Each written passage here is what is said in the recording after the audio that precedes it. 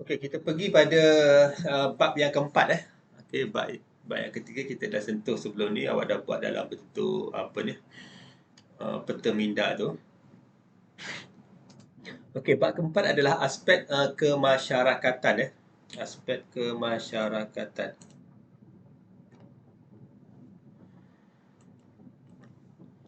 Okey, dalam aspek kemasyarakatan ni ada dua tajuk yang penting lah, iaitu berkaitan dengan masyarakat tradisional dan juga masyarakat moden Jadi kalau kita apa ni, kita sekarang ni berada dalam masyarakat moden lah, tetapi masih lagi ada juga apa ni, dikekalkan ciri-ciri warisan adat dan budaya masyarakat masing-masing lah, mengikut dia punya tradisi lah. Mungkin antara setiap negeri ni dia berbeza lah, dia punya adat ataupun budaya dia lah Okey, secara umum masyarakat Melayu tradisional dapat dibahagikan kepada dua golongan iaitu golongan pemerintah dan juga golongan diperintah Jadi kalau kita lihat kalau cerita-cerita lama macam sekarang ni tengah hot lah, cerita Mak Kilau dan sebagainya lah salah satu apa ni, memberi satu apa ni, gambaran barulah bagaimana keadaan ataupun suasana masyarakat Melayu lah pada masa tersebut lah dan benda-benda yang difilemkan lah. Sekurang-kurangnya kita dapat mengimbau kembali lah sejarah-sejarah dan peristiwa-peristiwa yang berlaku dalam apa ni, filem-filem ataupun drama-drama yang ditayangkan lah.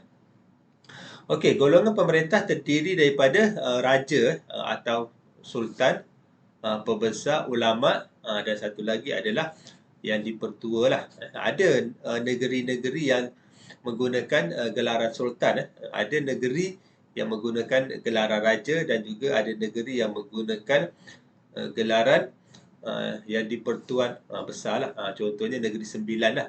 Dia punya gelaran dia yang di-Pertuan besar. Manakala untuk Negeri Perlis menggunakan gelaran raja lah. Dan negeri-negeri lain terutamanya di Semenanjung lah menggunakan gelaran sultan lah sebagai dia punya gelaran Okey, manakala golongan yang diperintah pula terdiri daripada rakyat biasa yang merdeka dan hamba lah jadi ada dua lah struktur dan ada lagi pecahan-pecahan yang lain lah bagaimana sesebuah organisasi masyarakat tu didirikan lah. Dan setiap peranan ataupun jawatan yang diberikan ataupun jawatan yang dimiliki sama ada melalui lantikan ataupun juga melalui monarki lah, keturunan biasanya untuk golongan-golongan sultan, raja dan sebagainya ni yang ni mempunyai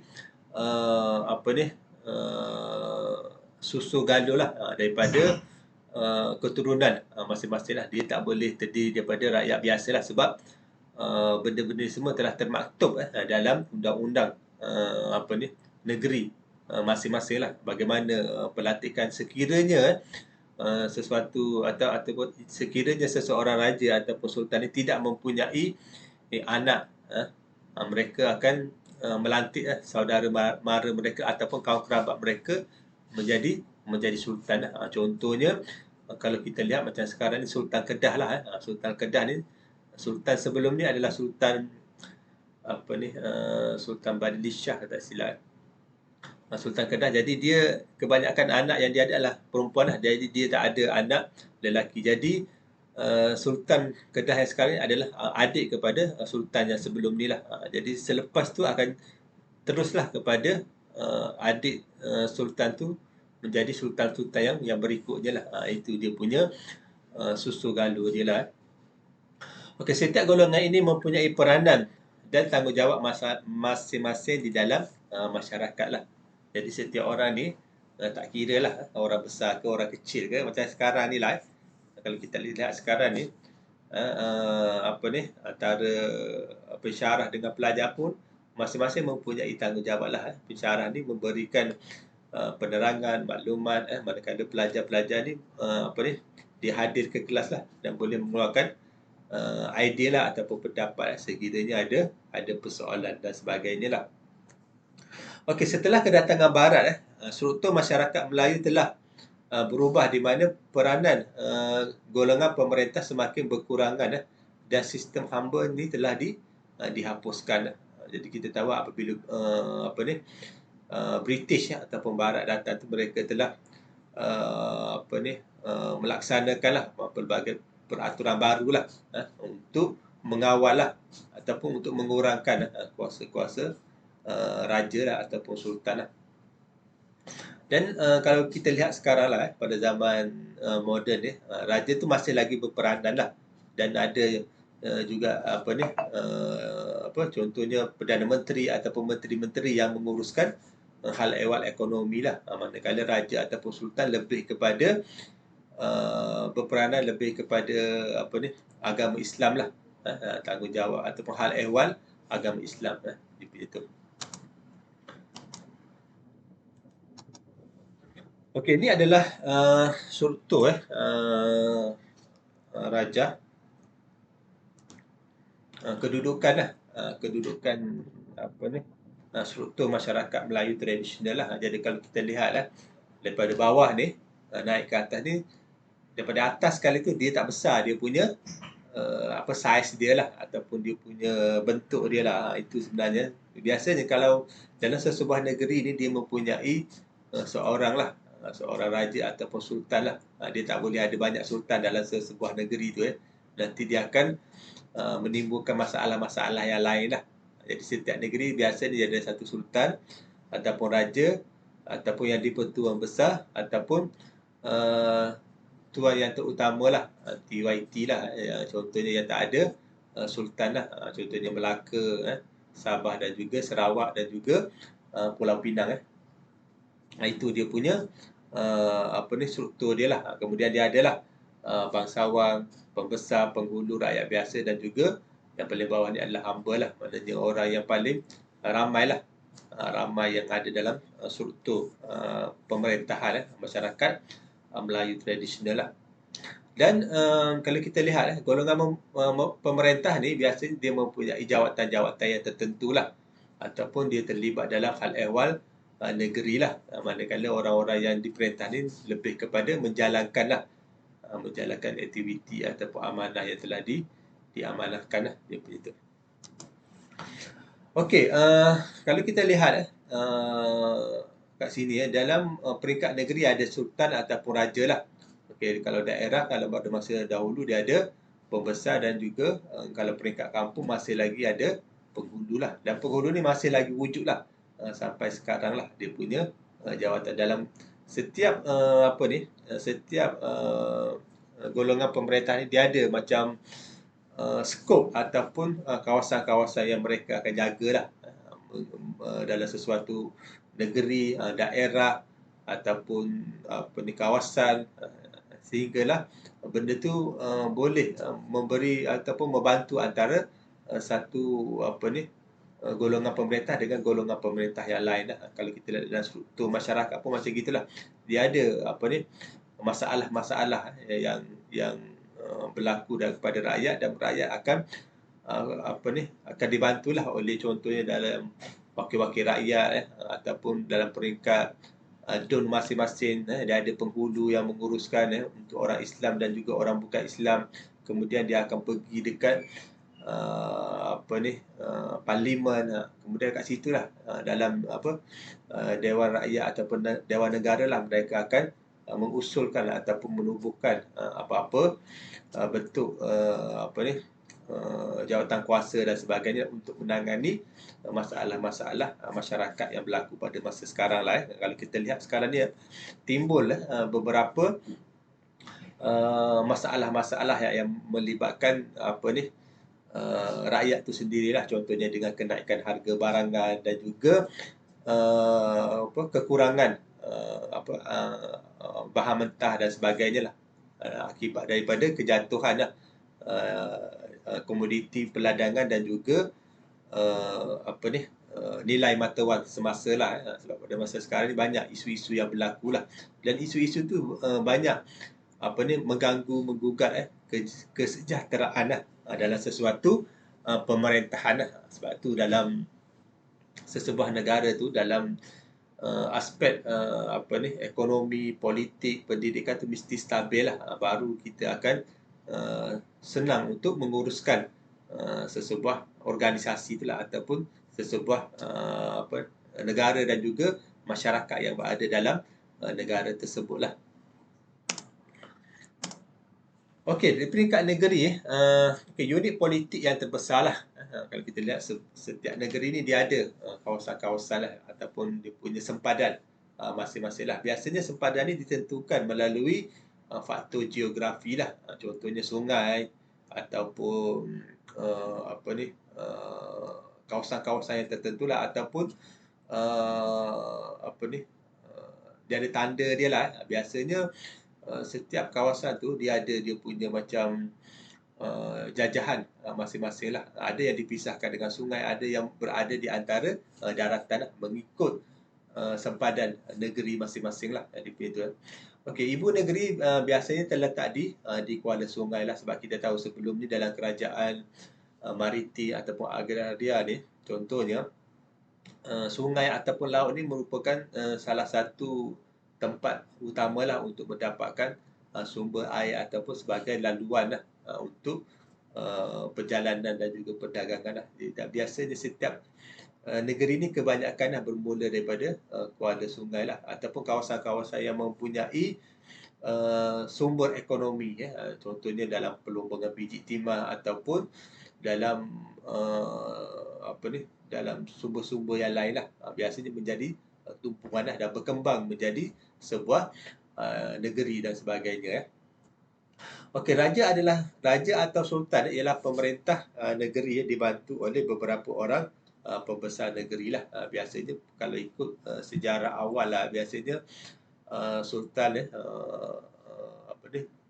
kebanyakan antara negeri-negeri ni bermula daripada Kesultanan Melayu Melaka lah. Dia punya tu dia ada dia punya kaum kerabat dia lah. Dan kita tahu sultan yang pertama di di Malaysia adalah bermula daripada Sultan Melaka tu lah. Dan kemudian daripada situ berpecah lah menjadi beberapa buah negeri sehinggalah sekarang lah dia punya tu. Okey, kemudian peringkat daerah. Okey, jauh dari ibu kota dan pusat pentadbiran sesebuah negeri. Dan kalau kita tahu, memang setiap negeri ni dia ada dipecahkan kepada beberapa daerah. Tujuan dia adalah untuk supaya senang untuk menguruskan lah. Kalau satu negeri itu terlampau besar untuk kita uruskan. Jadi, biasanya pemerintah ni dia akan pecahkan kepada beberapa bahagian supaya senang untuk memberi bantuan ataupun untuk menjalankan aktiviti-aktiviti pembangunan lah. Okey, kemudian sempadan daerah ditentukan oleh sempadan sungai. Ada juga yang macam gitulah, dipisahkan oleh sungai. Tenang, kita boleh mudahlah untuk menandakan sesuatu kawasan lah. Okey, dikawal selia oleh seorang pembesar tempatan, digelar sebagai datuk lah, dan dibantu oleh beberapa orang penolong yang terdiri daripada sanak saudaranya. Itu biasa digunakan kaum kerabat lah. Tujuan dia adalah supaya senang untuk mereka menguruskan lah, dibantu. Walaupun kita nampak dari satu aspek tu mungkin kronisma dan sebagainya, tetapi sebenarnya dia ada positif dan negatif lah. Tapi kalau pada masa sekarang ni kebanyakan sesuatu jawatan tu perlu dinilai ataupun perlu diambil ke dalam aspek akademik lah. Biasanya pada zaman sekarang ni lebih kepada akademik tu maknanya selagi kita ada kelayakan, selagi itulah kita boleh mohonlah dalam sesuatu pekerjaan lah. Dan setiap pekerjaan tu dia berbeza dari segi kelayakan akademik lah. Kecuali dalam bidang politik lah. Politik ni dia berbeza sedikit. Kalau untuk jawatan-jawatan yang profesional dan sebagainya, biasa kita kena ada sijil yang khas lah, diploma ke ijazah dan sebagainya untuk menjawat sesuatu jawatan. Tetapi kalau dalam aspek politik dia berbezalah. Kalau siapa yang ada penyokong dan ada yang mengundi pada masa pilihan raya, dia akan menjadi wakil rakyat lah. Dan jika dia berkelayakan dan sebagainya, dia akan menjadi menteri ataupun timbalan menteri di dalam konteks yang macam gitulah. Tetapi pada zaman sekarang ni kebanyakan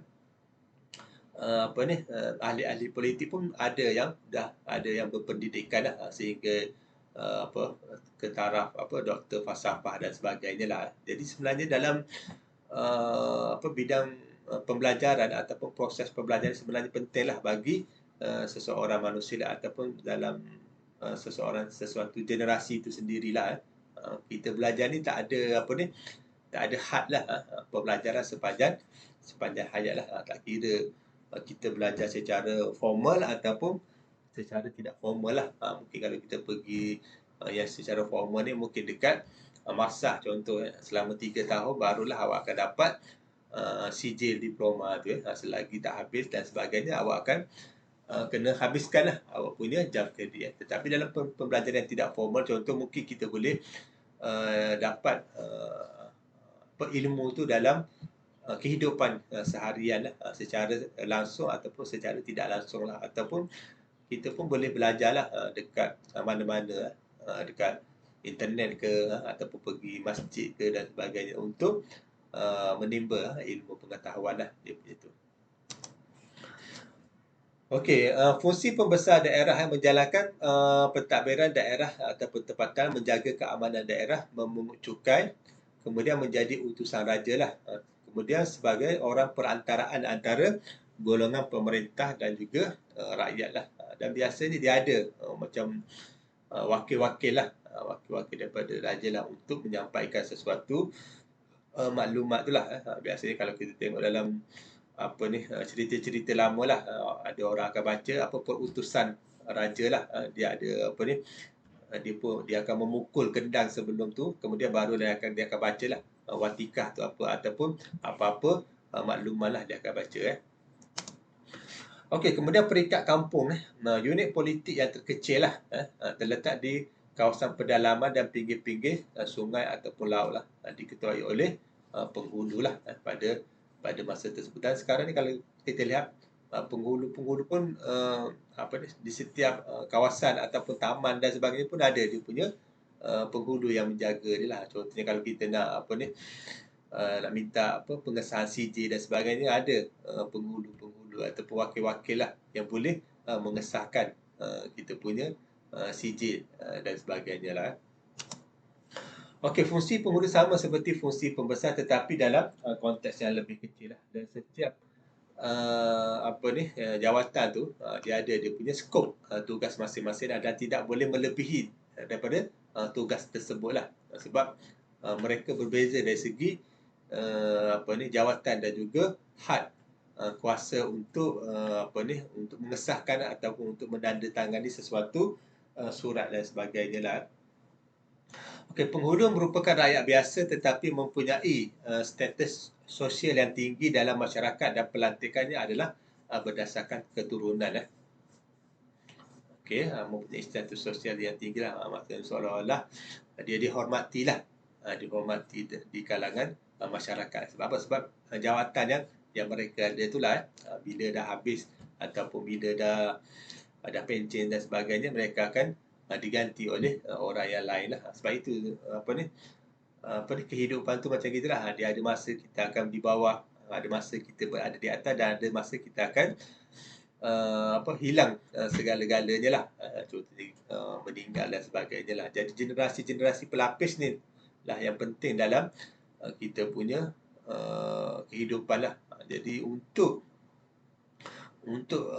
menjaga sesuatu generasi itu amat penting lah.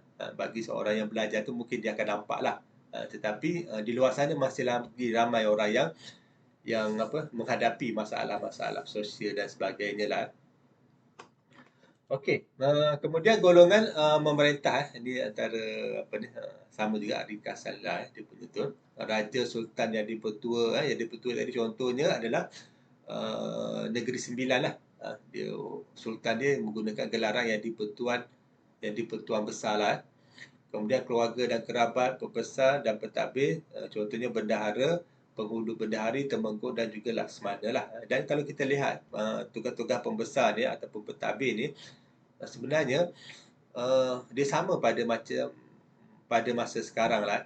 Dia ada menteri-menteri kewangan, menteri-menteri yang menguruskan lah, hal ehwal negara lah. Kemudian dia ada ulama dan juga pendeta lah. Kalau kita macam sekarang ni ada dia punya setiap negeri ni dia ada dia punya mufti-mufti yang bertanggungjawab lah. Kalau kita lihat macam contoh dalam di Johor lah, kalau ada majlis-majlis rasmi dan sebagainya, jadi yang akan baca doa tu adalah mufti lah, mufti Johor dia punya tu kan. Kalau kalau majlis yang melibatkan sultan lah, dia kena orang yang berkelayakan lah. Kalau tak ada mufti yang baca, timbalan mufti tu akan baca lah dia punya doa-doa untuk keselamatan.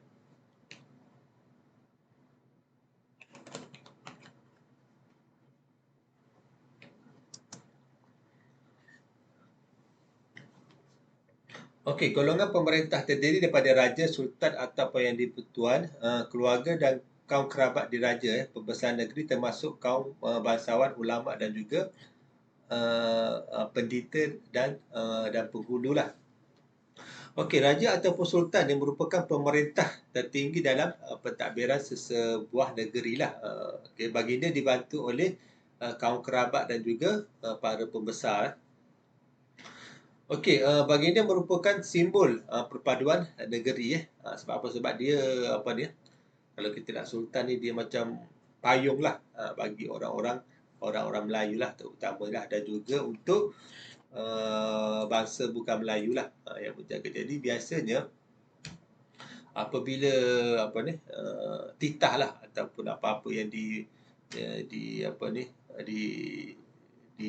titah ni macam apa yang diarahkan lah, ataupun dicakap oleh sultan, biasanya masyarakat ni akan patuh lah, sebab sultan ni dia ada satu macam aura dia lah, ataupun dia ada dia punya dari segi undang-undang tu, mereka ni dijagalah, dilindungi oleh undang-undang. Okey, baginda mempunyai kuasa mutlak terhadap rakyat jelata dan mesti dihormatilah. Dulu memang sultan mempunyai kuasa mutlak mengatasi undang-undang lah dan sebagainya. Tetapi pada masa sekarang ni sultan ni dalam bentuk raja berperlembagaan lah. Maksudnya ada juga kuasa-kuasa sultan tu boleh boleh didakwa ataupun boleh dikawal dalam undang-undang lah dan sebagainya lah, sebab untuk untuk mengelakkan berlaku sesuatu yang di luar kawalan lah. Macam sekarang ni kita macam kerajaan Malaysia menggunakan konsep raja berperlembagaan lah. Okey, segala perintah mesti dipatuhi. Rakyat yang ingkar dianggap menderhaka dan mendapat balasan buruk atau dikenakan hukuman yang berat lah. Sebab tu dia ada macam satu konsep konsep daulat lah yang digunakan untuk menjadikan seseorang itu lebih mulia dan dianggap mempunyai kuasa dan kewibawaan yang mutlak lah. Jadi konsep daulat tu biasa je apa yang sultan titahkan dan sebagainya, dia akan menjadi satu benda yang betul-betul jadilah konsep daulat. Kalau kita lihat macam contoh cerita Melayu-Melayu lama lah, bagaimana cerita contohnya Sultan Mahmud Makak di Julan lah. Dia ada apabila sultan tu ditikam oleh Panglima Seri Rama, tak silap jadi dia ada sultan ada sebut bersumpah lah dan sebagainya, dan benda sumpah tu memang berlaku lah sehingga beberapa keturunan lah. Itu antara konsep-konsep daulat lah itu. Sebab tu dalam apabila sultan tu telah dilantik menjadi agung dan sebagainya, dia akan jadi masyarakat tu akan melaungkan lah daulat tuanku, daulat tuanku. Maksudnya dia ada dia punya ada kuasa lah dari segi pemerintahan tersebut lah. Okey, jawatan Raja Sultan adalah diwarisi oleh anak lelaki baginda dari permaisuri yang sah lah. Biasanya setiap raja ni dia mempunyai waris lah. Biasanya yang lelaki lah yang akan menjadi pewaris kepada baginda lah. Dan memang tak adalah jawatan sultan tu diberikan kepada anak perempuan dan sebagainya lah. Mesti daripada anak lelaki lah. Itu daripada dulu sampailah sekarang lah yang berlaku lah dia punya tu . Okey, kemudian sultan juga berperanan menjalinkan hubungan luar dengan kerajaan lain untuk perlindungan dan juga perdagangan lah. Jadi sultan ni bukan setakat untuk pemerintahan sesebuah negeri tersebut lah, tetapi baginda juga menjadi seolah-olah macam duta lah, orang yang terlibat lah. Biasanya dalam sesuatu perhubungan lah ataupun perdagangan, biasanya pedagang-pedagang dan sebagainya dia akan jumpa macam tuan rumah ataupun macam tuan tanah tu sendirilah. Biasanya sultan tu lah yang akan memberi kebenaran ataupun akan membuat hubungan lah, perdagangan. Kemudian barulah aktiviti tu, perdagangan tu boleh dijalankan lah. Macam sekarang lah, kalau kita lihat sesuatu hubungan perdagangan tu mesti melalui kerajaan dahulu, kemudian barulah rakyat akan boleh menjalankan aktiviti ataupun membawa barang keluar masuk lah daripada sesuatu negara lah, import dan ekspor lah. Dia tak boleh main masuk macam gitu je. Sebab apa? Sebab dia ada dia punya proses dia lah, terutamanya melibatkan cukai lah. Sebab cukai itu penting untuk mendapatkan mendapatkan dana lah ataupun untuk mendapatkan wang lah. Jadi daripada cukai itulah kerajaan boleh menggunakan pendapatan daripada cukai itu untuk pembangunan atau untuk bayar gaji dan sebagainya lah. Kemudian sultan juga mempunyai keistimewaan tertentu lah, iaitu warna kuning untuk warna raja lah, payung putih untuk sultan, payung kuning untuk kerabat, menggunakan bahasa dalam, bahasa istana lah, benta, mangkat. Dia tak guna macam kalau kita bahasa pasar lah, bahasa biasa, bukan bahasa pasar, bahasa biasalah, meninggal macam itu lah. Okay, kemudian mempunyai cop mohor diraja alat kebesaran seperti kendi lah. Dan biasanya dalam sultan-sultan yang berada di Malaysia lah, kalau kita kebanyakan menggunakan warna kuning lah sebagai warna rasmi lah, warna rasmi. Dan ada juga sultan-sultan yang tidak menggunakan warna kuning sebagai warna rasmi lah. Dia menggunakan warna-warna yang lain lah, ikut dia punya undang-undang lah, undang-undang dia punya tu lah. Kalau kita lihat macam contohnya dekat Johor pun dia lebih kepada warna biru lah, warna biru dia punya warna diraja dia lah, lebih kepada warna biru lah dia punya tu lah. Okey, kemudian kedudukan kedua selepas raja adalah ialah golongan anak raja lah, dan kerabat diraja lah, yang terdiri daripada mereka yang berketurunan raja, bergelar raja ataupun tengku lah. Biasanya kalau kita lihat macam Tengku Mahkota Johor, TMJ, jadi dia sebagai anak raja yang dilantik lah. Dia ada dia punya proses dia lah. Walaupun dia anak raja, selagi dia tidak dilantik menjadi Tengku Mahkota dan sebagainya, mereka tidak ada apa-apa jawatan lah. Mesti ada macam satu majlis lah yang mengesahkan lah. Macam sekarang pun sama, kalau macam contoh sekarang ni Sultan Johor tiada ataupun dia keluar negara dan sebagainya, dan dia akan melantik Tengku Mahkota itu sebagai pemangku raja lah untuk menguruskan hal ehwal negeri lah. Dan mesti ada pengisytiharan lah, ada majlis yang diadakan lah, majlis ringkas dan sebagainya. Yang penting ada majlis. Sebab apa? Benda tu memang termaktub dalam perlembagaan lah. Dia tak boleh tanpa melalui proses yang betul lah. Dia macam gitulah. Dan setiap tengku mahkota ataupun mana-mana negeri lah mesti dilantik lah untuk tujuan dia lah untuk bakal akan menjadi sultan dan sebagainya seterusnya lah.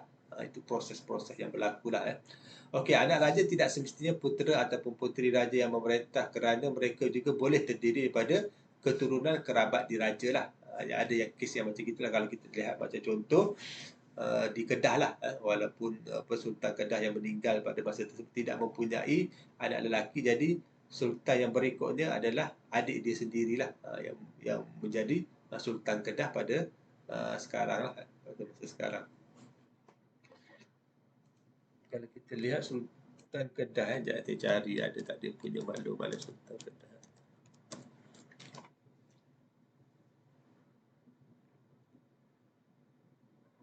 Sultan Salahuddin Sultan Salahuddin Ibni Al-Mahar Sultan Badli Shah.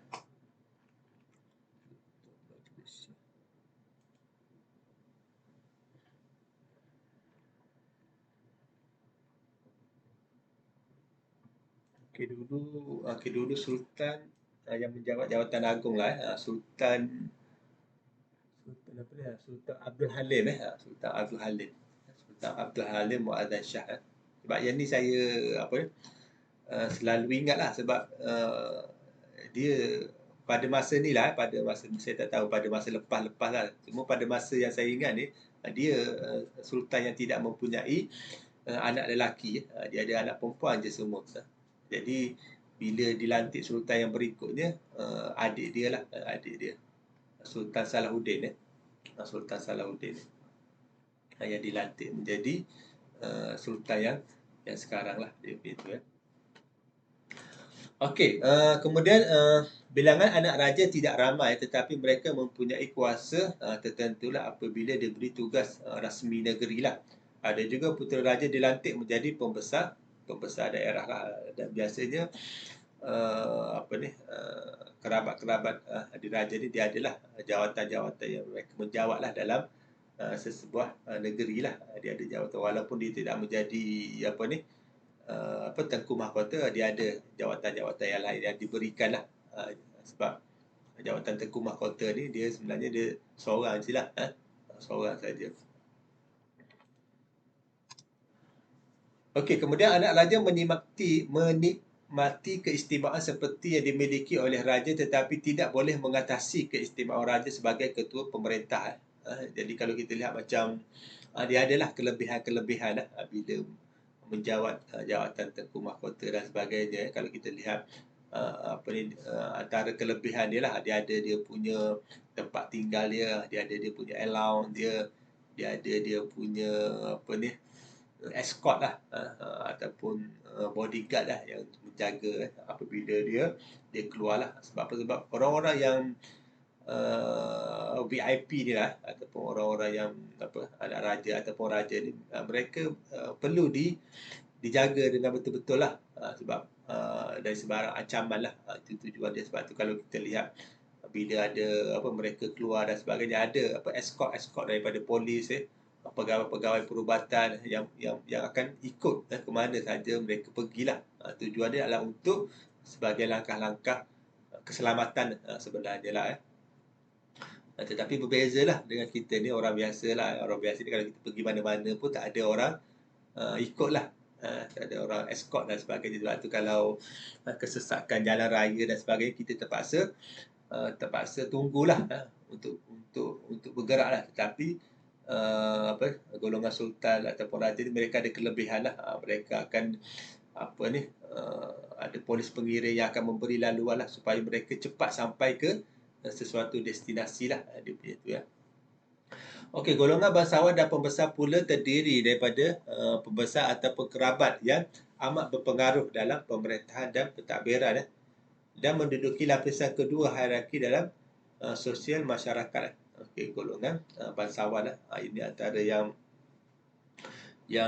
amat berpengaruh lah. Dia ada dia punya aura dia lah berdasarkan jawatan yang mereka adalah. Kebiasaan mereka menjadi pentadbir iaitu membantu raja dalam pentadbiran negeri lah.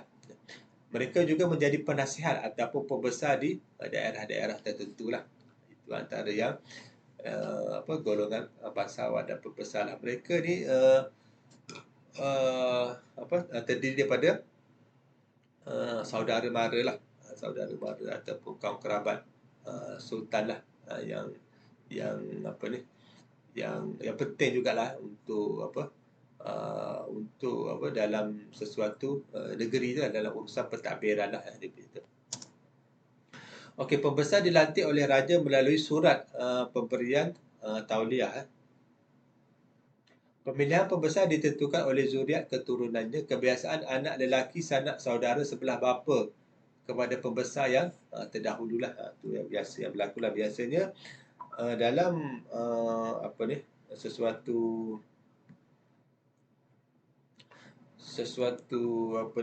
keturunan tu, anak lelaki tu, zuriat lelaki tu amat penting lah bagi mereka lah. Tujuan kerana untuk menyambung dia punya legasi dia.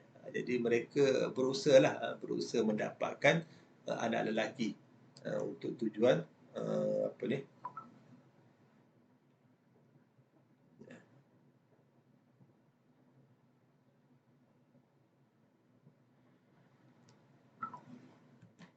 Okey, kebiasaan anak lelaki sanak saudara sebelah bapa kepada pembesar yang terdahululah. Pembesar diberi hak mentadbir sesuatu daerah dengan kekuatan sendiri tanpa sokongan sultan lah. Ia akan bertindak seperti seorang raja di dalam daerahnya sendirilah. Apabila mereka telah dilantik, mereka akan akan menjalankan amanah masing-masing lah dia punya tu ya.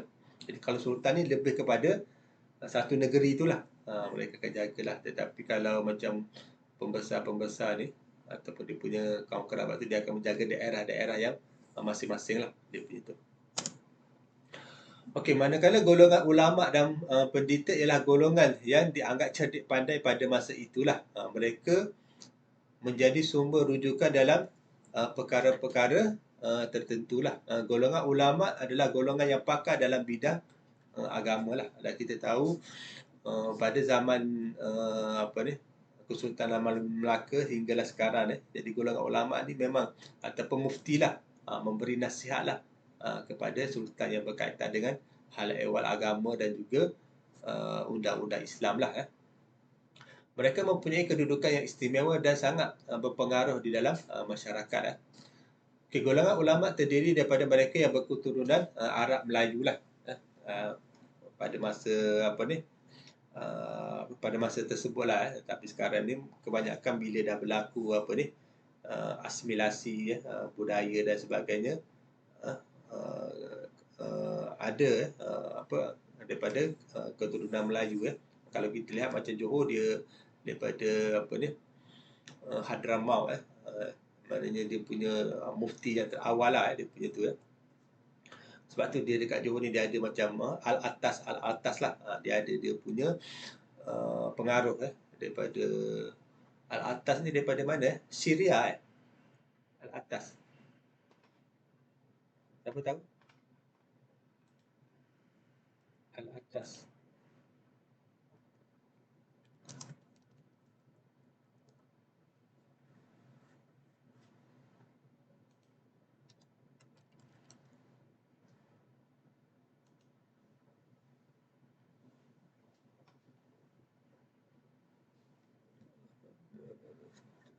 Daripada orang-orang negeri daripada Timur Tengah lah, daripada Timur Tengah, daripada Syria.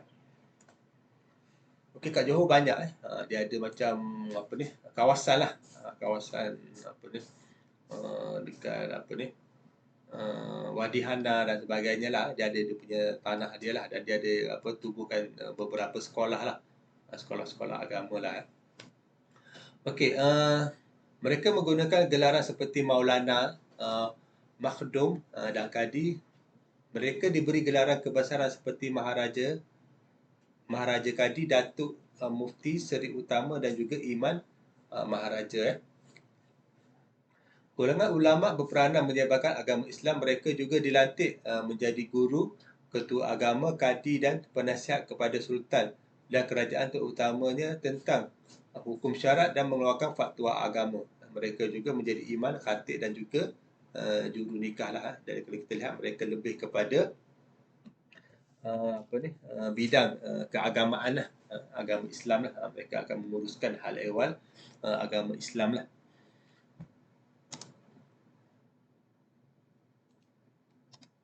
Okey, golongan pendeta pula ialah orang yang mempunyai kepakaran dalam bidang kesenian, kebudayaan, kesusasteraan, adat istiadat dan juga salah silah diraja lah. Dan kalau kita lihat dalam istana dan sebagainya, dia punya macam seni persembahan lah.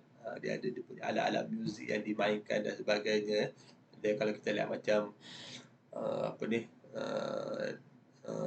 macam dekat istana, dia ada macam, kalau kita lihat cerita lama lah, terutama cerita-cerita Piramli dan sebagainya, dia ada macam satu ahli seni budaya lah yang menyanyi, yang menghiburkan lah para raja dan juga para pembesar lah. Mereka menjadi pakar rujuk kepada raja dan golongan istana, di samping menjadi penulis dan juga perawi diraja lah, yang melibatkan hal ehwal untuk menyampaikan sesuatu arahan lah kepada masyarakat. Penghulu ialah ketua pentadbir di peringkat kampung dan yang dilantik dari kalangan rakyat biasalah. Mereka menjadi orang perantaraan di antara rakyat biasa dan juga pembesar lah. Ya, kalau kita macam dalam skop yang lebih yang lebih kecil lah, dia punya peranan dia lah, tetapi menjadi orang penting bagi kawasan mereka yang mereka jagalah, dia punya tu.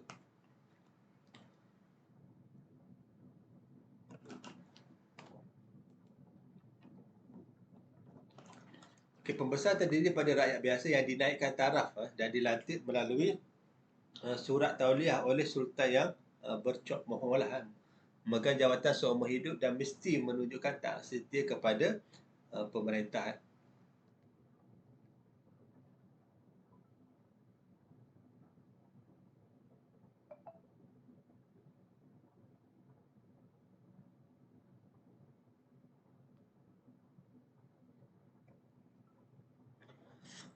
Okey, berkuasa penuh dalam kawasan pegangannya lah. Maksudnya dia punya skop tugas lah, ataupun bidang kuasa masing-masing lah. Berkedudukan penting dalam sistem pemerintahan kerajaan dan menjadi perantara sultan dan juga dengan rakyat lah. Biasanya dia akan menjadi wakil lah, wakil suara ataupun yang memberikan maklumat ataupun yang memerlukan apa-apa bantuan lah daripada sultan lah, untuk mendapatkan dana ataupun untuk mendapatkan apa-apa bantuan lah. Kemudian menjaga keamanan dan memungut cukai di kawasan pemakamannya serta bebas menjalankan kegiatan ekonomi lah. Menjatuhkan hukuman dan denda dalam kes-kes jenayah di daerah mereka sendirilah. Membekalkan tenaga buruh kepada sultan dalam sistem kerah dan juga serah. Contohnya membina istana, terlibat dalam peperangan dan juga majlis keraian lah. Biasanya dia akan membantu sultan lah dalam apa-apa permintaan lah yang melibatkan sultan. Mereka akan memberi bantuan lah kepada sultan lah. Dan biasanya dalam sesuatu kawasan tu, semakin besarnya ataupun daerah yang mereka jaga, semakin ramailah atau semakin kuatlah dia punya pengaruh dia lah. Okey, golongan diperintah kalau kita lihat kat sini, terdiri daripada rakyat, hamba pula terdiri daripada hamba raja, hamba biasa dan juga hamba yang berhutang lah. Kemudian orang asing, orang dagang ataupun orang yang merantau lah. Jadi mereka perlu mendengar lah ataupun perlu mengikutlah segala arahan, sebab mereka ni tidak mempunyai apa-apa kuasa lah dalam struktur pemerintahan masyarakat Melayu tradisional tu lah. Okey, rakyat biasa yang bermastautin tetap dan menjadi pengikut setia kepada pembesar yang mentadbir daerah dan jajahan, menduduki lapisan tertinggi dalam golongan yang diperintah lah. Ketaatan kepada sultan adalah mutlak dan tidak berbelah bagilah. Mereka rela dengan amalan sistem keras seperti bekerja di tanah pembesar tanpa mendapat upah, dan sistem keras menjadi sistem keras seperti menjadi bala tentera dan mendirikan istana lah. Jadi sampai apa ni, macam tu sekali lah, maksudnya ketaatan mereka lah kepada sultan lah. Sebab apa? Sebab mereka ni suka berkhidmat dengan orang-orang yang orang-orang besar lah.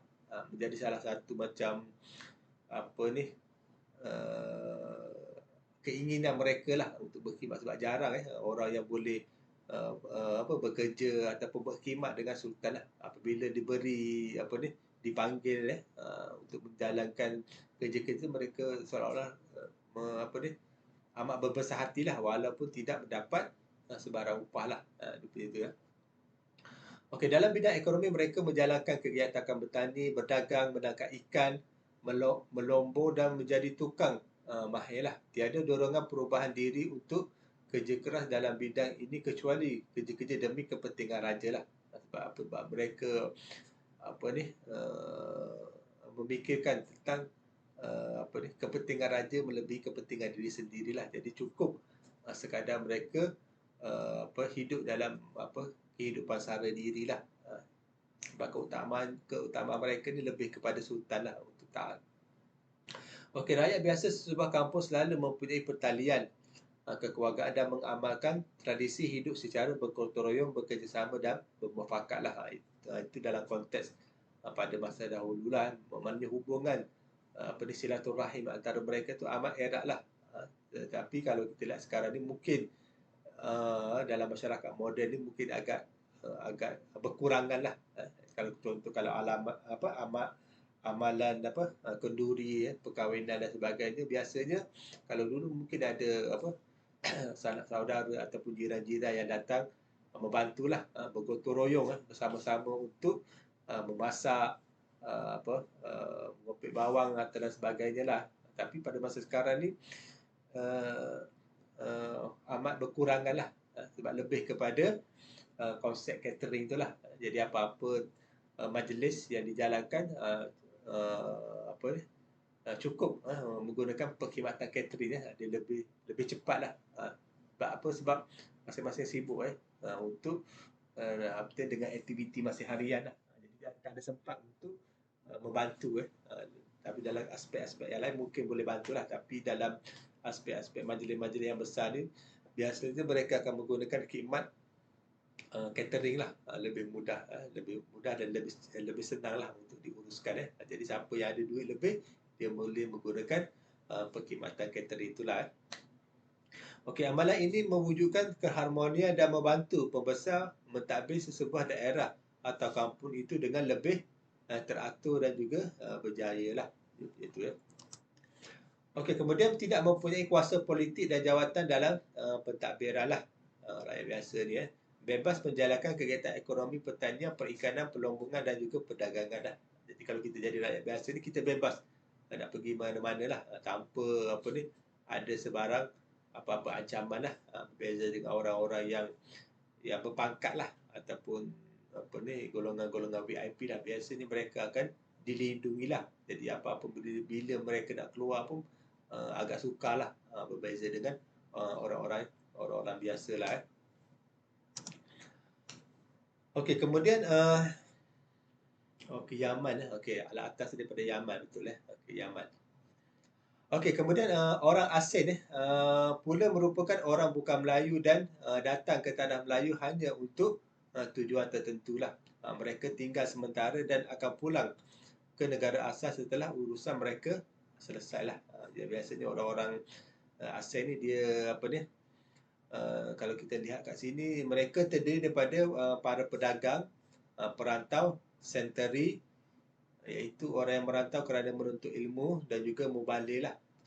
Jadi orang-orang asing ni ada juga yang kalau kita lihat dalam sejarah-sejarah dulu, mereka ni datang ataupun keluar untuk mencari pekerjaan, berdagang dan sebagainya lah. Okey, rakyat asing boleh dibahagikan kepada dua kumpulan lah. Mereka yang melibatkan diri dalam pelbagai kegiatan sosial seperti menjadi tentera upahan dan kebanyakan mereka berasal daripada Jawa dan juga Pasai lah. Mereka yang melibatkan diri dalam kegiatan ekonomi seperti peniaga runcit, pemborong dan juga pelombong lah.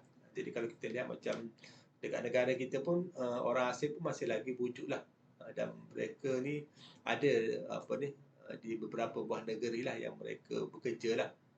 Dan banyak di kalangan mereka ni terlibat dalam aktiviti ekonomi. Ada yang menjadi kalau sekarang ni menjadi security guard ataupun yang ada juga yang terlibat dalam aktiviti perniagaan lah, sampai yang boleh membuka kedai runcit ataupun yang terlibat dalam aktiviti peladangan, pembinaan dan sebagainya lah. Okey, tidak wajib mematuhi dan mengamalkan kebudayaan tempatan lah. Sebab apa? Sebab mereka ni bukannya masyarakat tempatan lah. Jadi mereka tidak terikat lah untuk untuk mematuhi dan mengamalkan tradisi kebudayaan tempatan. Tetapi dalam aspek undang-undang mereka kena patuh lah. Dia punya itu ya. Kemudian golongan hamba menduduki susun lapis masyarakat yang paling bawah sekali lah. Mereka menjadi hamba kepada para pembesar dan orang kaya dengan melakukan pelbagai tugas seperti mencuci perahu, memetik kelapa, mencari kayu api dan juga menjadi askar lah. Itu antara pekerjaan-pekerjaan yang mereka boleh lakukan lah. Kemudian menyumbang tenaga untuk menambah harta tuannya ataupun tuan mereka lah. Biasa mereka akan bekerja lah. Jadi kalau konsep macam pada masa sekarang, kalau konsep zaman moden ni pekerja dengan majikan lah. Kalau dulu mungkin hamba dengan para pembesar lah. Konsep dia masih lagi sama, tetapi dalam konteks sekarang dia lebih moden lah. Dia berbeza lah dia punya tu ya. Okey, melambangkan ketinggian taraf sosial pemiliknya lah. Hamba boleh dibahagi kepada 3 jenis, iaitu hamba raja, hamba berhutang dan juga hamba abdi ataupun hamba biasa lah. Dia punya tu. Okey, hamba raja ataupun biduanda adalah mereka yang berasal dari golongan orang merdeka lah. Dikenali juga sebagai budak raja dan digelar sebagai biduanda. Okey, mereka dimiliki oleh raja dan mempunyai taraf yang lebih tinggi berbanding dengan hamba-hamba yang lain lah. Sebab apa? Sebab mereka ni bekerja dengan sultan maknanya orang yang paling besar lah dalam sesebuah negeri itu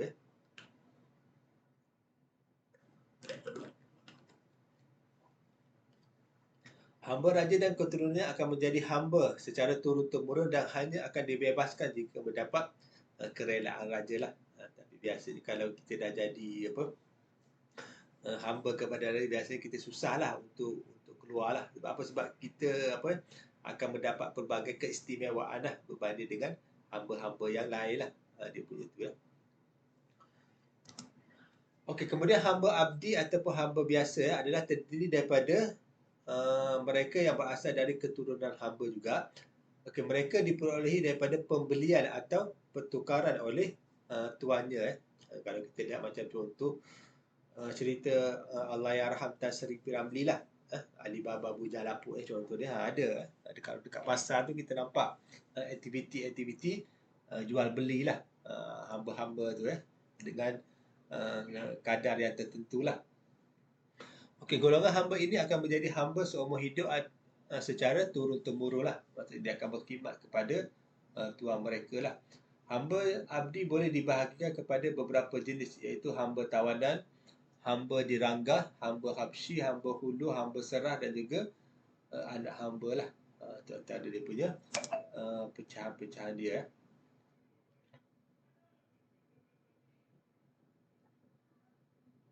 Okey, hamba berhutang pula berasal daripada mereka daripada orang yang merdeka lah.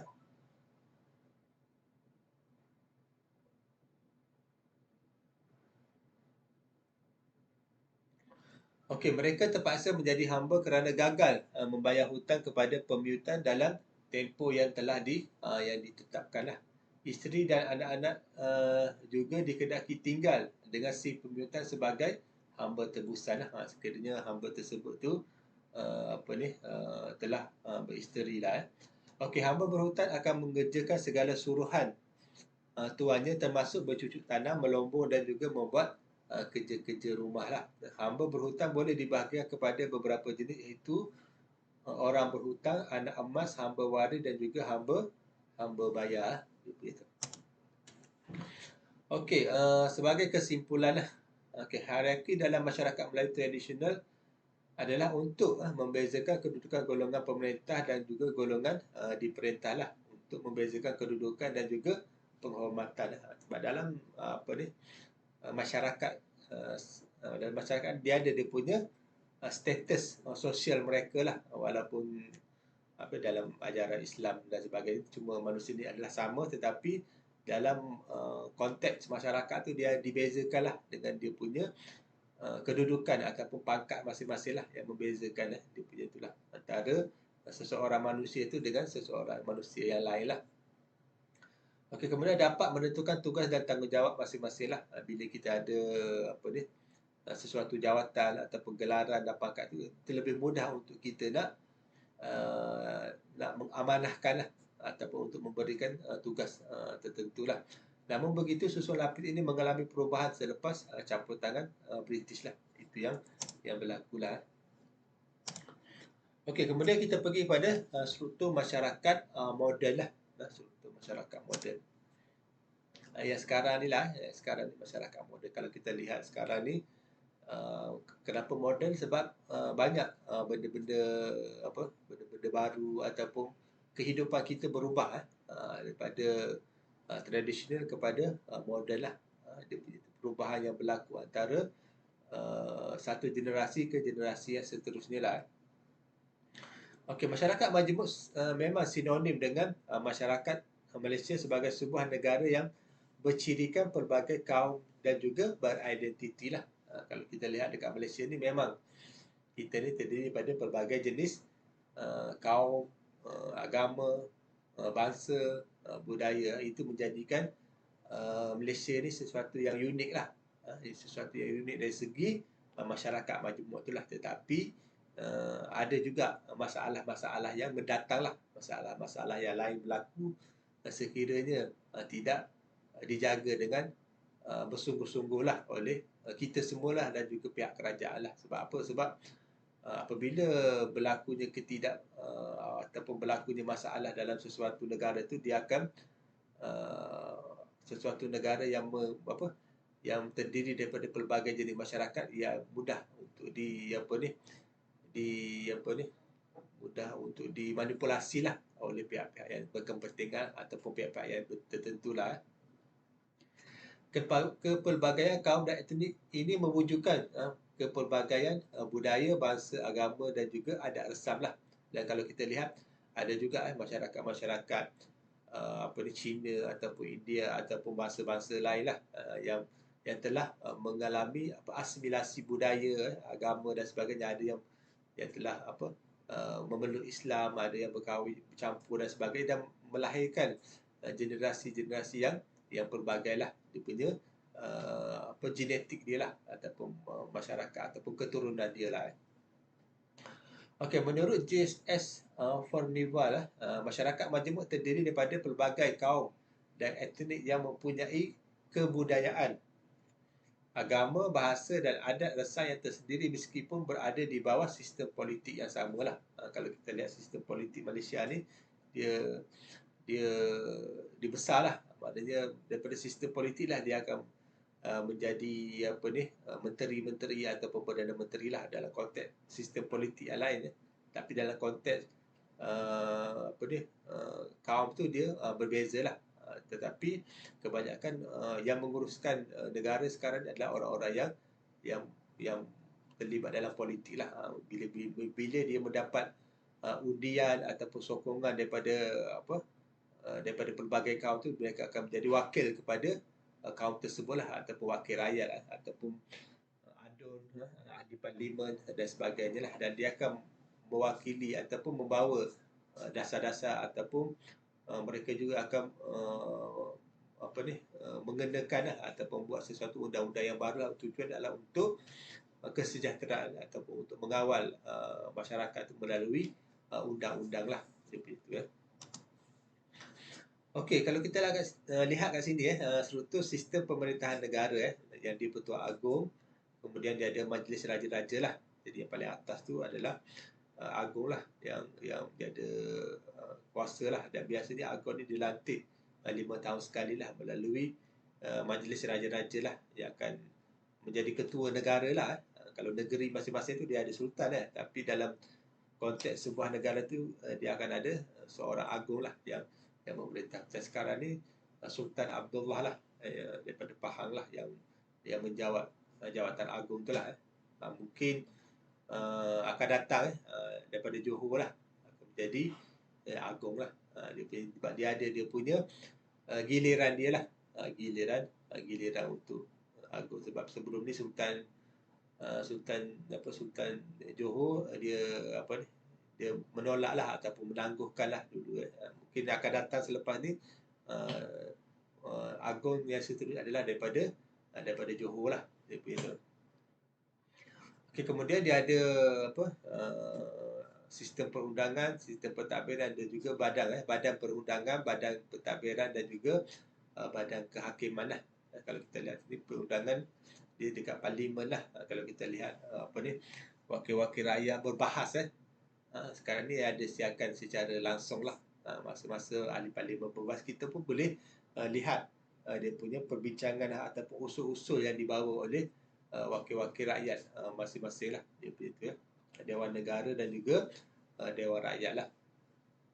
Kemudian dalam struktur bidang pentadbiran dia ada Perdana Menteri, dia ada Jemaah Menteri, kemudian dia ada kementerian, kemudian dia ada jabatan lah. Dia ada banyak dia punya pembahagian lah tugas-tugas tu lah.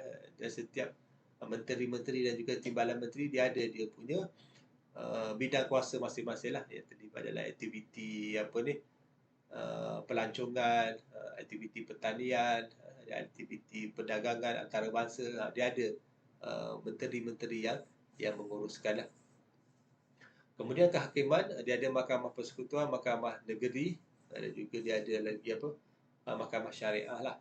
Tetapi yang paling untuk orang Islam ni dia lebih kepada Mahkamah Syariah lah. Tapi mereka juga boleh membawa kes-kes mereka tu, sekiranya ada perayuan dan sebagainya, mereka boleh membawa ke mahkamah-mahkamah rayuan ataupun mahkamah-mahkamah tinggi yang lain lah, untuk mendapatkan dia punya dia punya perlindungan lah, ataupun mendapat. Sebab kadang-kadang sesuatu kes mahkamah tu boleh boleh dibicarakan semula lah, ataupun untuk mendapatkan pengurangan ataupun untuk mendapatkan pembebasan dan sebagainya lah. Bila sesuatu hukuman dijatuhkan, tak semestinya betul di mahkamah A contoh, mereka boleh bawa kes tu di mahkamah B pula dan seterusnya lah. Itu proses-proses yang berlaku lah, selagi mereka mempunyai bukti-bukti yang lain lah untuk tu.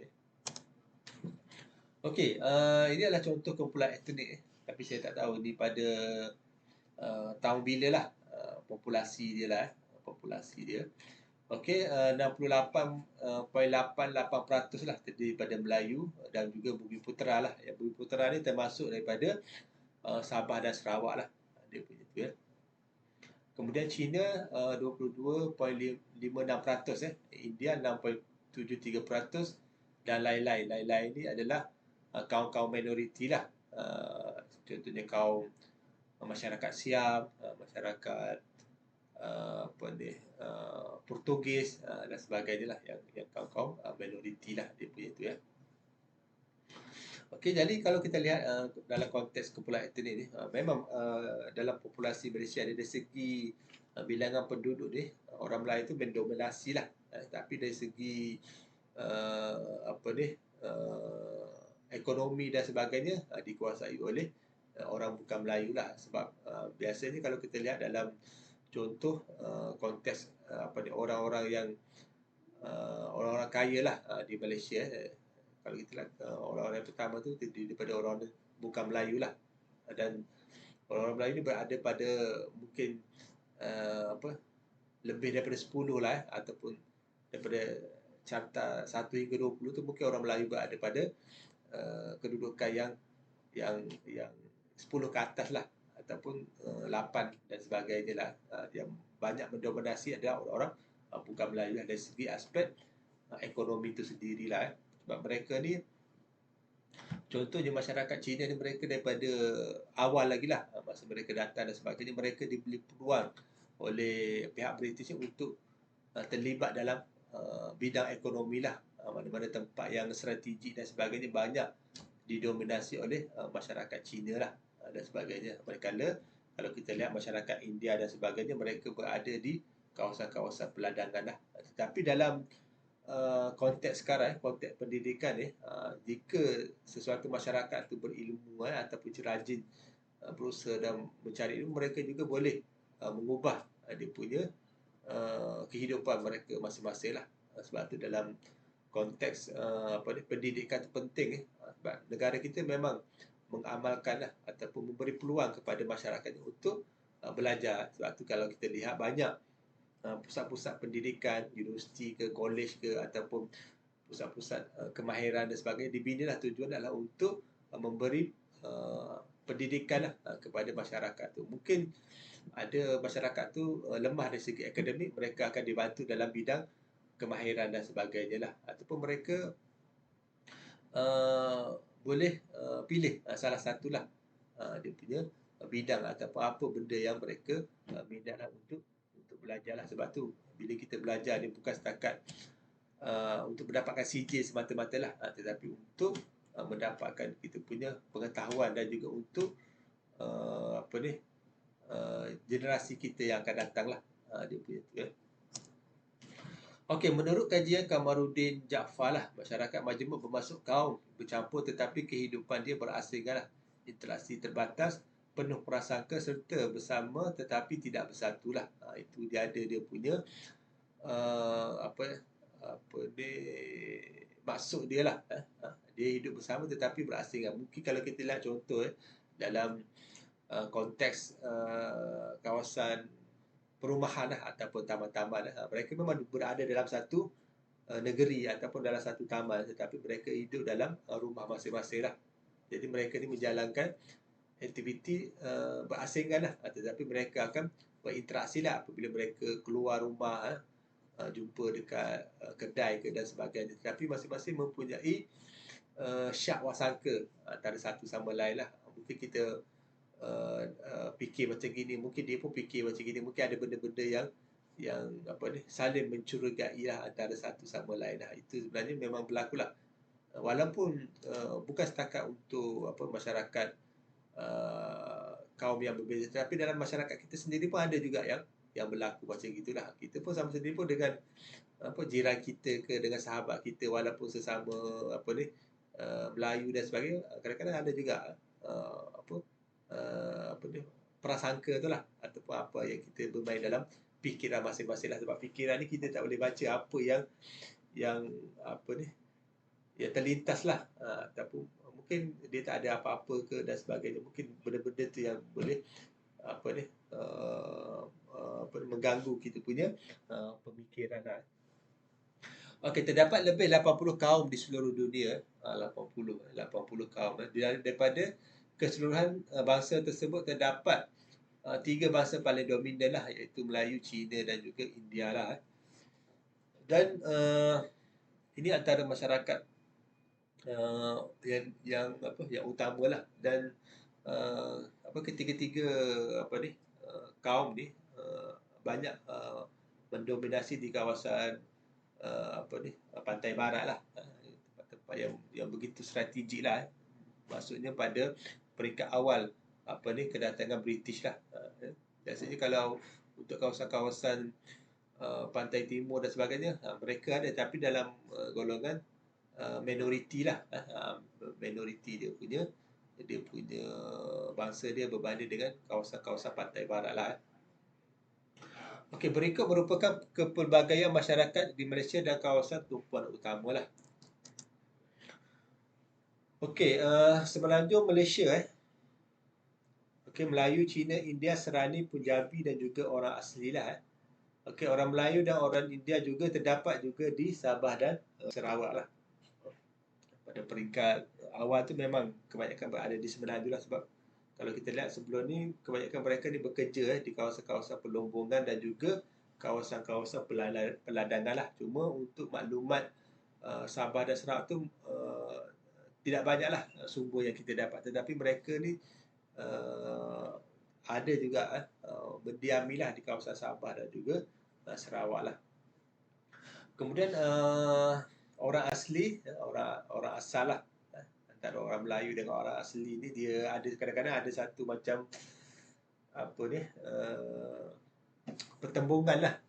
Ada yang cakap orang asli ni penduduk asal, ada yang cakap orang Melayu ni penduduk asal, tetapi sebenarnya orang asli pun memang penduduk asal di negara kita lah, yang terawal lah, yang terawal dia pintu. Okey, Jakun, Negrito, Semai, Senoi, Semilai, Semang, Sungai Pangan, Kanau dan lain-lain lah. Itu antara dia punya suku-suku lah. Kalau dekat dekat dekat Pahang, dekat Johor, dekat Selangor ada orang-orang asli lah dekat tu. Kemudian Sabah dan Sarawak. Okey, Sabah ni dia ada kaum Kadazan, Dusung, Bajau, Muruk, Bisayah, Kedayan.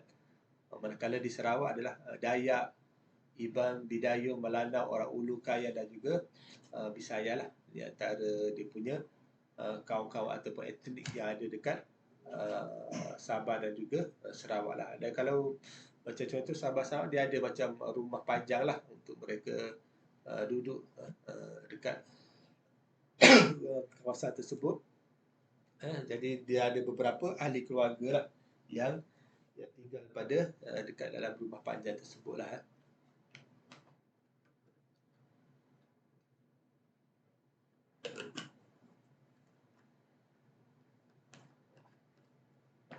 Kasta atau pengelasan masyarakat agama Hindu.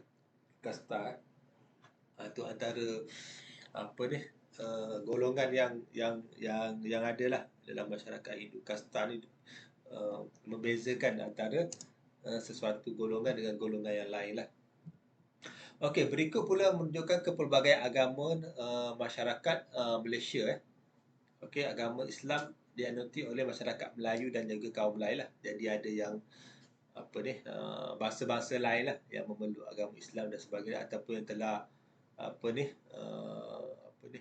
menukarlah agama lain kepada agama Islam lah, yang telah memeluk agama Islam. Okey, dan agama Islam ni merupakan agama, kalau ikut perlembagaan ni, merupakan agama rasmi persekutuan lah, agama rasmi persekutuan lah. Kalau Sabah dan Sarawak tu dia ada, dia tak termasuk dalam apa ni, perlembagaan tu lah. Jadi agama rasmi ni agama persekutuan, agama persekutuan, agama rasmi persekutuan. Sebab tu kalau ada apa isu-isu yang melibatkan isu-isu agama ni amat sensitif lah sebenarnya, kalau terutamanya di Malaysia lah, sebab dia ada ada undang-undang yang berbeza lah, ada undang-undang yang berbeza. Dan isu-isu agama ni memang sering menjadi apa ni, punca lah pertelingkahan lah masyarakat, sama ada di media-media massa ataupun media-media sosial lah mereka tu sebab masing-masing ada dia punya apa ni, hujah masing-masing lah. Sebab tu dalam isu-isu agama tu kita tidak boleh sebarang lah komen dekat internet lah. Jadi kita kena berhati-hatilah bila melibatkan isu-isu agama tu. Kita kena tengok dulu ataupun melihat, semak dulu berita-berita tersebut lah. Kemudian Kristian, majoriti masyarakat Cina, India, Kadazan, Iban dan juga lain-lain lah. Jadi kalau kita lihat masyarakat bukan Melayu lah, terutama masyarakat Cina dan India ni, mereka apa ni, dia walaupun dia dah ada agama, contohnya masyarakat Cina agama Buddha, masyarakat India agama Hindu ni, mereka apa ni, boleh apa ni, dia cepat macam apa ni, dia macam cepat mudah apa ni, berubah lah. Dia tengok mana yang boleh memberi apa kebaikan ataupun kepentingan kepada diri mereka, mereka akan menukar agama. Ada macam masyarakat ni kadang-kadang dia ada macam ada yang Kristian, ada yang Buddha dalam satu keluarga dia, ataupun dia sambut bila perayaan tu dia akan sambut dua-dua perayaan. Ada yang macam gitulah dia punya tu. Sebab saya tengok sebab jiran saya macam gitulah. Dia Kristian tapi bila raya Cina dia sambut raya Cina juga. Bila bila raya Christmas pun dia sambut raya Christmas juga, sebab dia macam dia dua-dua, dia macam tak dia macam asimilasi dia macam kita. Tetapi kalau untuk orang Islam tu dia berbezalah. Kita agama kita lain dan agama mereka tu agama lain lah. Kita tak campur lah dia punya tu lah. Okey, kemudian Sing dianut oleh kaum Punjabi lah.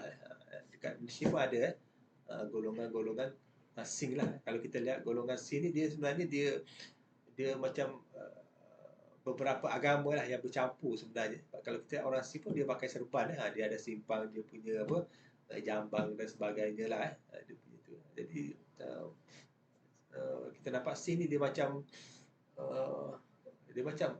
agama Islam tapi bukan Islam dia ada agama yang lain lah. Dan masing-masing agama ni dia ada rumah ibadat masing-masing lah. Dia ada macam kuil ke tokong ke, dia itulah.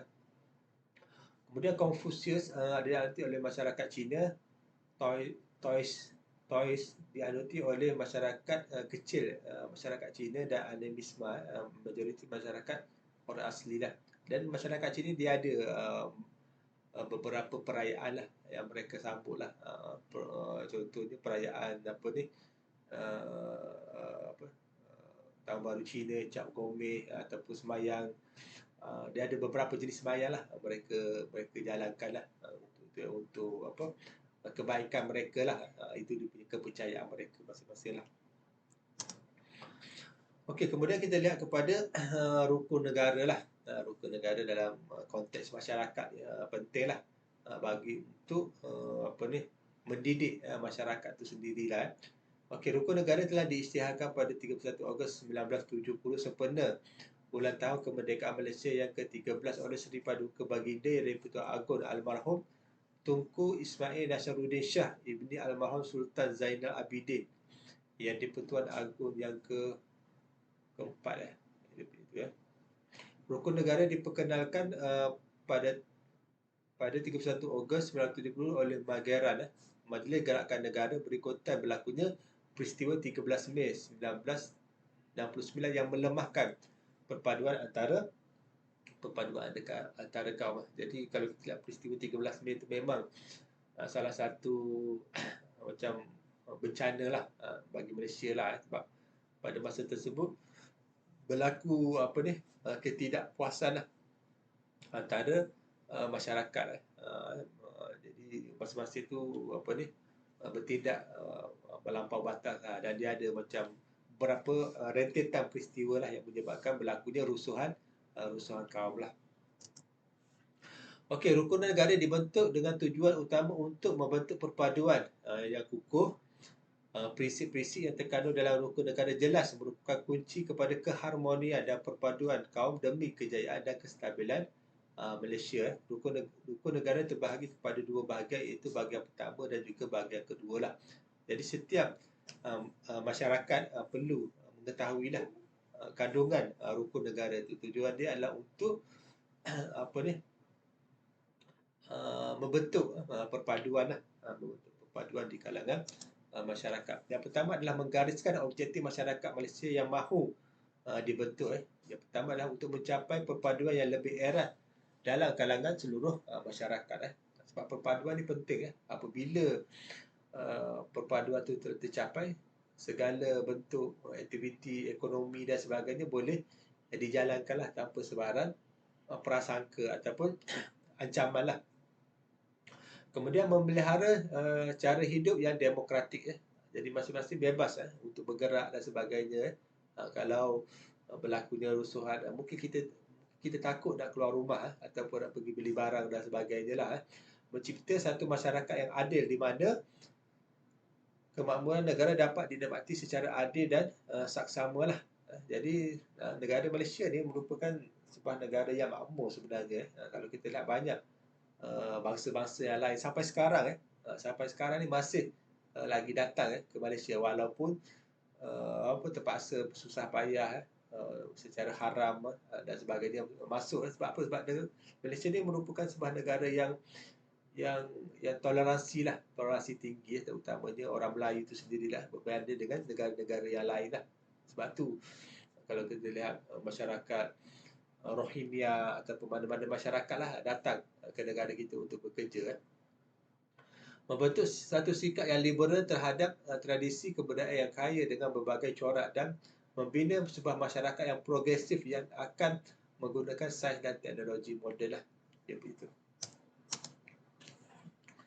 Okey, menggariskan 5 prinsip rukun negara. Yang pertama adalah kepercayaan kepada Tuhan, kesetiaan kepada raja dan negara, keluhuran perlembagaan, kedaulatan undang-undang dan juga kesopanan dan kesusilaan lah. Okey, jadi setiap kepercayaan kepada Tuhan ni adalah setiap kaum ataupun bangsa ni dia ada dia punya agama masing-masing lah. Agama masing-masing. Jadi melalui kepercayaan beragama yang betul akan menjadikan bangsa dan negara ini sebagai satu bangsa dan negara yang berdaulat lah. Jadi dalam konteks beragama pun kita kena lihat jugalah. Mungkin walaupun kita nampak semua agama tu menjuruskan kepada kebaikan, tetapi kita kena ada batas-batas dia jugalah. Bukannya bila kita dah fikir semua agama tu menjurus kepada kebaikan, jadi semua agama tu sama. Dia sebenarnya ada dia punya batas-batas dia lah, kepercayaan. Perlembagaan persekutuan memperuntukkan bahawa agama Islam adalah agama persekutuan. Tetapi agama-agama dan kepercayaan-kepercayaan lain boleh diamalkan dengan aman dan tenteram di mana-mana bahagian dalam persekutuan. Jadi kalau kita lihat, Islam tu mengajar penganut dia supaya tidak menghalanglah kebebasan agama tu. Jadi mereka ni boleh bebaslah.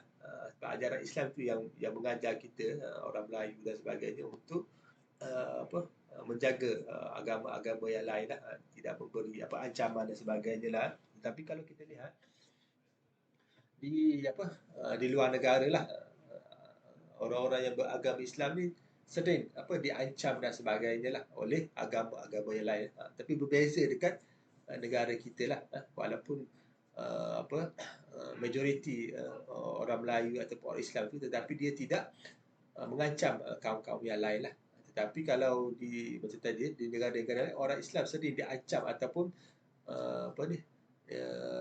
diancam lah oleh agama-agama yang lain. Itu yang berlaku lah, berbeza dekat negara kita lah.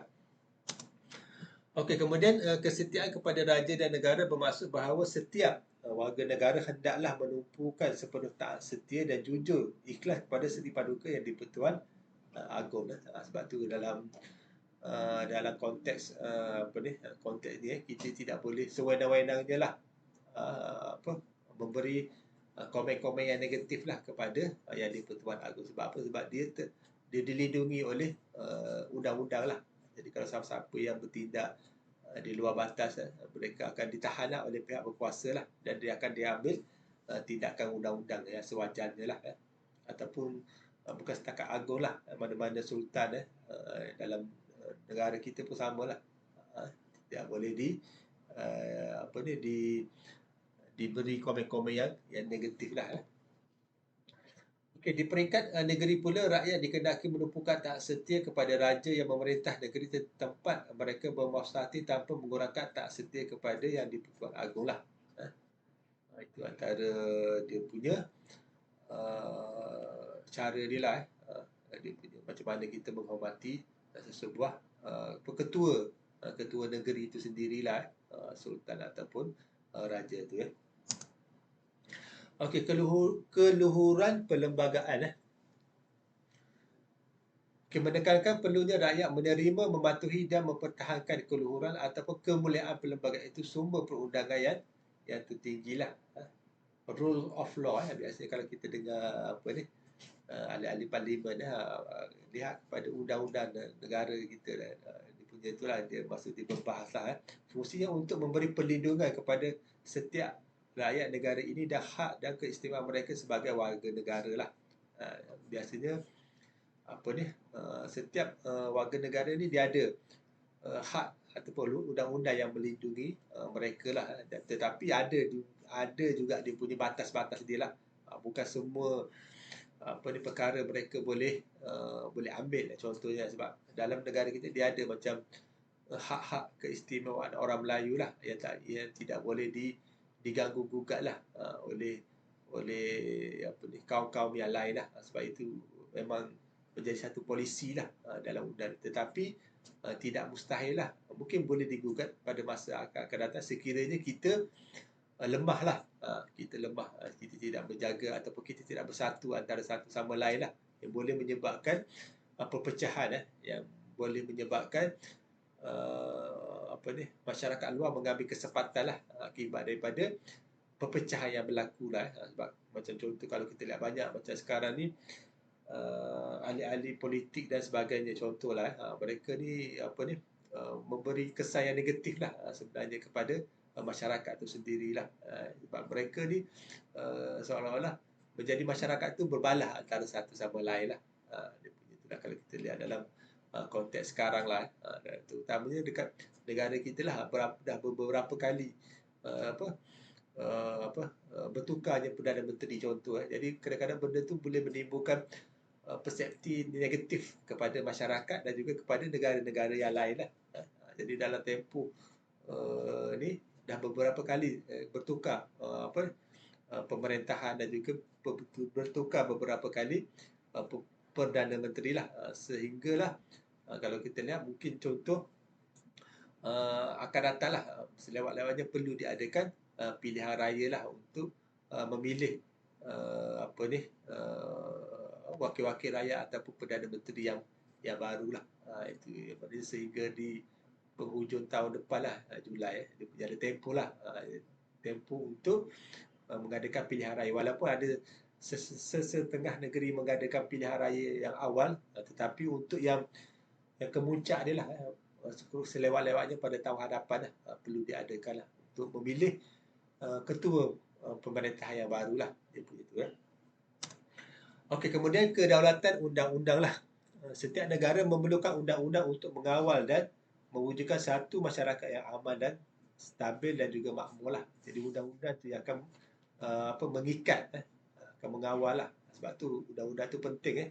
Tujuan dia bukannya untuk mengenakan denda ataupun untuk memberi masalah kepada masyarakat, tetapi dalam undang-undang itulah akan membentuk masyarakat yang stabil lah. Contohnya kalau kita lihat negara jiran Singapura dan Singapura contohnya merupakan negara-negara yang mengamalkan undang-undang yang paling ketat di dunia lah, yang paling ketat di dunia. Maknanya memang apa-apa bila masyarakat kita pergi Singapura boleh berdisiplin lah, tidak boleh membuang sampah,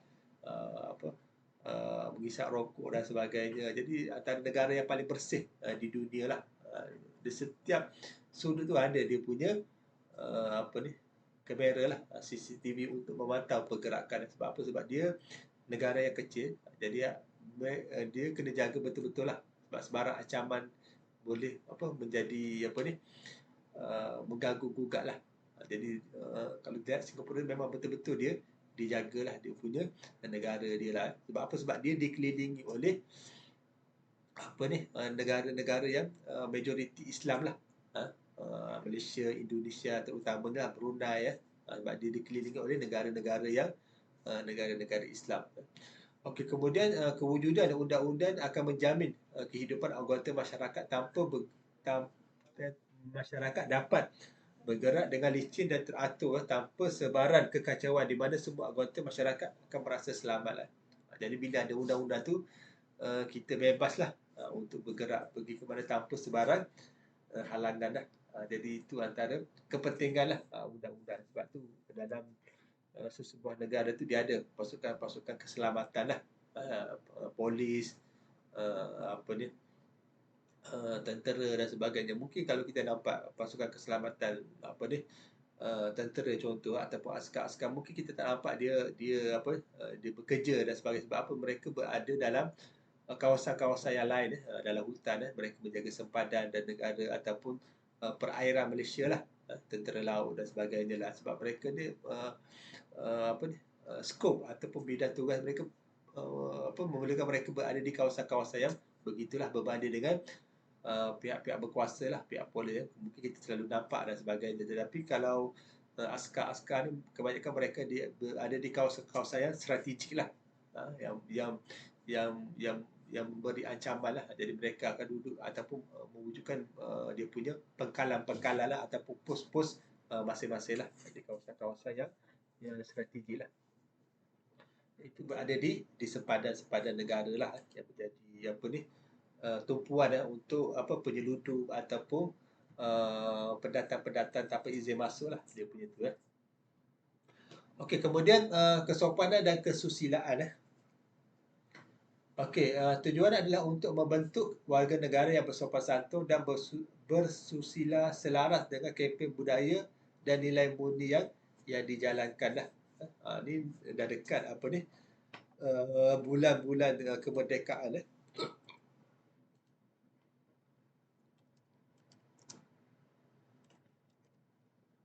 Bulan-bulan kemerdekaan. Jadi banyaklah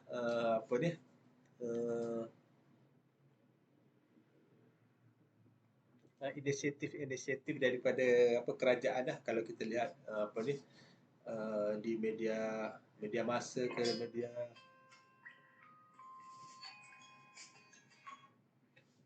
masa ataupun media sosial ni, kerajaan mewawarkan kempen-kempen yang supaya masyarakat tu boleh bekerjasama lah antara satu sama lain. Tujuannya adalah untuk memupuk keharmonian antara kaum lah. Okey, sifat individu yang bersopan santun dan bersusila adalah amat penting dalam konteks perhubungan antara satu sama lain lah, dalam masyarakat pelbagai kaum di negara inilah. Dan masyarakat pelbagai kaum ni memang dia akan kekal lah di Malaysia ni sampai bila-bila lah, sebab dia melalui proses sejarah yang panjang lah. Dan sebagai rakyat Malaysia ni, kita perlu mengekalkanlah keharmonian antara kaum. Inilah rumah kita, inilah rumah mereka semualah dalam konteks sekarang lah. Maknanya mereka akan berada di sini sampai bila-bila lah, sebab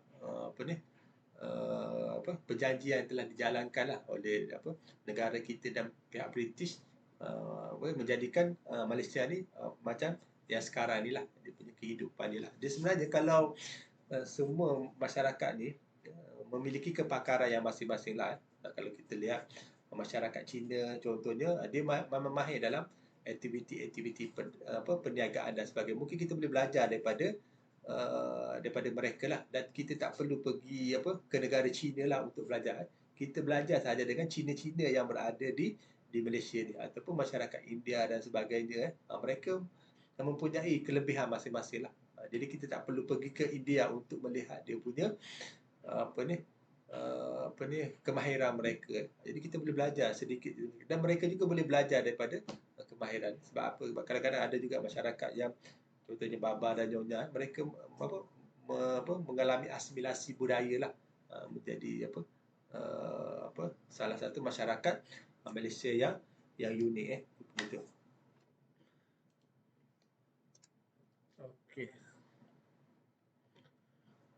Okey, itu sahaja untuk aspek kemasyarakatan lah yang disentuh pada hari ini. Semoga kita dapat memberi perkongsian lah kepada kita, dan memberi pengajaran lah kepada kita lah, supaya kita menjaga hubungan antara kaum lah, bukan setakat hubungan antara kaum, hubungan sesama kita pun kena jaga, supaya kita boleh menguatkan kita punya bangsa kita lah. Terutamanya kalau kita lihat macam contoh sekarang ni cerita Mak Kilau lah, jadi dapat memberi kesedaran lah kepada orang-orang Melayu lah, bukan sekadar semangat itu sahaja, tetapi kena zahirkan lah melalui usaha kita bersungguh-sungguh untuk mengubah bangsa kita lah, ataupun untuk mengubah persepsi orang Melayu itu sendirilah. Sebenarnya orang Melayu itu adalah satu bangsa yang hebat pada masa dahululah. Tetapi dengan pelbagai pelbagai ancaman yang diterima tu menyebabkan orang Melayu tu lemahlah. Tetapi sebenarnya dia sebenarnya boleh bangkit jika kita sama-sama berjuanglah untuk kejayaan kita lah, ataupun dalam istilah yang mudah ni berjihad lah, bukan berjihad untuk berperang tetapi kita berjihad untuk mendapatkan ilmu dan sebagainya lah, untuk mengubah mengubah kehidupan kita dan juga masyarakat kita dan negara kita. Jadi saya rasa itu sajalah untuk hari ini. Jadi saya sudahi dengan wabillahi taufiq wal hidayah. Wassalamualaikum warahmatullahi taala wabarakatuh.